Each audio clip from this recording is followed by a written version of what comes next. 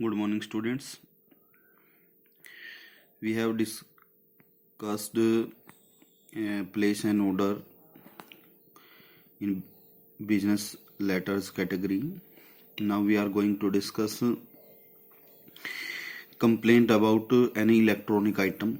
किसी भी electronic item की कंप्लेंट हमें जब करनी होती है तो ये लेटर हम इस तरीके से लिखते हैं। ये फॉर्मेट जो है मैं आपको दे रहा हूँ इस वीडियो के माध्यम से। सेंडर्स एड्रेस लिखेंगे पहले तो हम। अच्छा, कई बार क्या होता है कि कुछ स्टूडेंट्स जो है जो सेंडर एड्रेस है वो उसमें नाम जो दिया होता है वो स्टार्टिंग में ही लिख देते हैं, जो कि रॉन्ग होता है। वो आपने स्टार्टिंग में नहीं लिखना होता, वो आपको at the end of the letter लिखना होता है। तो आप स्टार्टिंग में जो है सेंडर का जो एड्रेस है उसमें यू आर के बाद दिया होता है, जो आपका क्वेश्चन होता है लेटर का, उसमें यू आर नाम दिया होगा। उसके बाद आगे जो है कोई नंबर दिया होगा, हाउस नंबर होता है जो कि, उसके बाद कोई जो लोकेलिटी होती है, लोकेशन होती है वो दी हुई होती है, और उसके बाद सिटी का नाम दिया हुआ होता है। तो आपने वो उसको जो है इस तरीके से लिखना है कि जो नंबर है वो डालोगे आप फर्स्ट लाइन में और कोमा लगा के, उसके बाद जो लोकेलिटी है वो डालोगे और उसके नीचे वाली लाइन में सिटी का नाम डाल दोगे, और उसके बाद फिर जो करंट डेट है, जिस डेट को आप लेटर राइट कर रहे हो वो डालोगे। उसके बाद फिर आप रिसीवर का एड्रेस जो दिया हुआ है उसमें रिसीवर का एड्रेस आपको मिलता है राइट ए लेटर टू के बाद आपको जो है वो आपको रिसीवर का एड्रेस दिया हुआ होता है। तो उसको भी आपने इसी तरीके से लिखना होता है। जो भी व्यक्ति है जिसको आप लेटर लिख रहे हो उसका एड्रेस वहाँ पे आता है। उसके बाद आप सब्जेक्ट में लिखोगे कंप्लेंट अबाउट। इलेक्ट्रॉनिक आइटम में क्या क्या आता है, टीवी सेट है, वॉशिंग मशीन है, रेफ्रिजरेटर है, कंप्यूटर है, ये इस तरह की जो चीज़ें हैं, लैपटॉप है, तो इस तरह की जो चीज़ें हैं उनके लिए हम ये लेटर लिखते हैं। तो यहाँ पे वो आप कोई भी, आप यहाँ पे मैंने ब्लैंक छोड़ दिया है, वो उसको आप किसी भी इलेक्ट्रॉनिक आइटम को सब्जेक्ट के रूप में ले सकते हो। उसके बाद आप फिर सैल्यूटेशन डालते हो। सैल्यूटेशन क्या होता है? सैल्यूटेशन होता है संबोधन, जो भी हमें संबोधन करना होता है। तो बिजनेस लेटर में हम डियर या रिस्पेक्टेड नहीं लगाते, सिंपली सर लिख सकते हैं, और अगर उसमें नाम फीमेल दिया गया तो मैडम लिख सकते हैं वहाँ पे। उसके बाद लिखेंगे फिर it is regret to inform you that, कि ये बहुत ही खेद की बात है या बहुत खेद हो रहा है कि आपको इन्फॉर्म करते हुए, आपको सूचना देते हुए, दैट आई बोट ए, यहाँ पे मैंने ब्लैंक छोड़ दिया है। तो यहाँ पे टीवी सेट, रेफ्रिजरेटर जो भी है वो आप डालोगे। उसके बाद from your shop against cash memo number. Cash memo number होता है जो आपका रिसीट जो आपको दी हुई होती है उसका नंबर यहाँ पे आ जाता है। ऑन डेटेड, और जो डेटेड लिखोगे, ऑन डेटेड के बाद जो डेट लिखोगे आप वो कम से कम आप 1 महीने पहले की डेट जो है यहाँ पे डाल दो। तो इस तरीके से ये फर्स्ट लाइन कवर हो जाएगी आपकी। उसके बाद in starting it worked properly but after some days it created inconvenience for me and my family भी कर सकते हो यहाँ पे।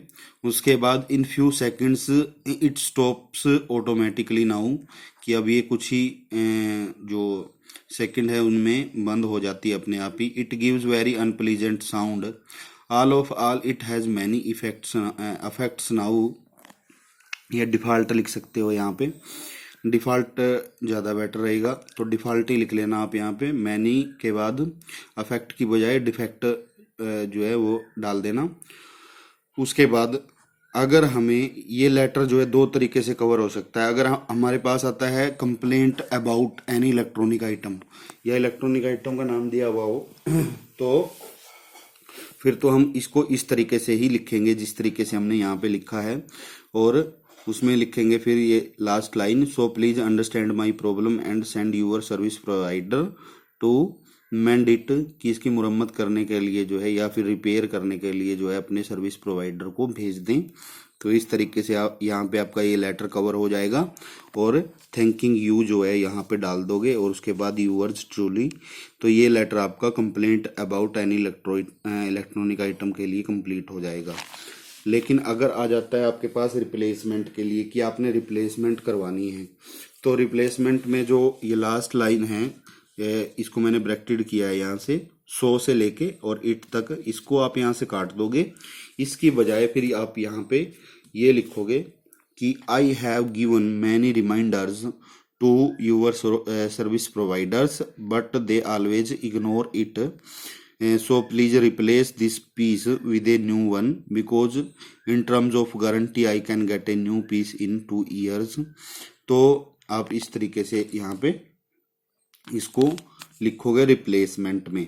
अच्छा जो है एक लाइन और आप यहाँ पे इसमें लिख सकते हो कि it comes with 2 years warranty, warranty आएगा यहाँ पे और यहाँ पे आएगा गारंटी। वारंटी की जो टर्म होती है, वारंटी की टर्म में जो है जो भी हमने कोई आइटम खरीदी है उसकी सर्विस की जाती है विद इन वारंटी ड्यूरेशन, और जो गारंटी ड्यूरेशन है उसमें हम नया पीस जो है ले सकते हैं। तो यहाँ पे ये फिर रिप्लेसमेंट आ जाती है और ये लेटर, इस लेटर को हम रिप्लेसमेंट में ही लिख सकते हैं। तो इस तरीके से उसके बाद फिर यूअर्स ट्रूली आ जाता है और वहाँ पे फिर अगर नाम दिया हो तो नाम डाल दो, अदरवाइज यहाँ पे अगर आपको वो दिया है, अगर नाम नहीं दिया गया तो फिर आप यहाँ पे सीधा ABC या XYZ जो है वो डाल दोगे। उसके बाद अगर इसी लेटर को हमने एक लीगल वार्निंग के तौर पे देखना है, लीगल वार्निंग हमें देनी है, तो फिर हम जो है इसको काट देंगे, ये ब्रैकेटेड जो यहाँ पे किया है इसको काट कर फिर हम ये लिखेंगे कि I have given many reminders to your service provider but they always ignore it. तो फिर यहाँ पे इग्नोर इट के बाद फुल स्टॉप लगा दोगे आप और एक लाइन और लिख दोगे कि don't force me to knock the door of consumer court and please take suitable action. तो इस तरीके से फिर आप इसको लिख दोगे। इस तरीके से हम इस लेटर को कवर कर सकते हैं, या ये लेटर हमारा कवर हो गया है। मतलब कि एक ही लेटर के अंदर जो है हमारे 3 लेटर कवर हो गए हैं। एक तो हो गया complaint about any electronic item, दूसरा हो गया रिप्लेसमेंट जब हमें चाहिए तो replacement about any electronic item, और फिर उसके बाद आ जाता है लीगल वार्निंग जब हमें देनी हो या फिर लास्ट वार्निंग हमें जब देनी हो, तो उस तरीके से फिर हम इसको लिख देंगे लास्ट में जस्ट इसको। और अगर आपको इसमें कुछ और ऐड करना है तो आप यहाँ पे ऐड कर सकते हो, इस लाइन से पहले, ब्रैकेटेड लाइन से पहले जो है, अगर आपको क्वेश्चन के अंदर जो है 1-2 लाइन जो है दी हुई है तो फिर उसको आप यहाँ पे लिख दोगे। उस आइटम की जो प्रॉब्लम आ रही है उसमें उस प्रॉब्लम के बारे में आप जो है यहाँ पे इसको लिख दोगे।